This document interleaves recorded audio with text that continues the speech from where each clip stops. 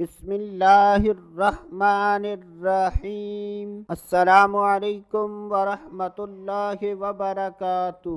آج کی اس ویڈیو میں بات کریں گے خواب میں فیروزہ دیکھنا کیسا۔ تو اس کی مختلف صورتیں ہیں۔ حضرت سیدنا ابن سیرین رحمت اللہ تعالی علیہ نے ارشاد فرمایا کہ اگر کوئی شخص خواب میں فیروزہ دیکھتا ہے تو یہ اس بات کی دلیل ہے کہ ایسے آدمی کی مراد پوری ہوگی، اور اگر کوئی شخص خواب میں دیکھے کہ اس نے فیروزہ ضائع کر دیا ہے تو یہ اس بات کی دلیل ہے کہ ایسے آدمی کی مراد پوری نہیں ہوگی۔ حضرت سیدنا جابر مغربی رحمت اللہ تعالی علیہ نے ارشاد فرمایا کہ اگر کوئی شخص خواب میں دیکھے کہ اس کے پاس بہت زیادہ فیروزے ہیں تو یہ اس بات کی دلیل ہے کہ ایسا آدمی بہت زیادہ مال حاصل کرے گا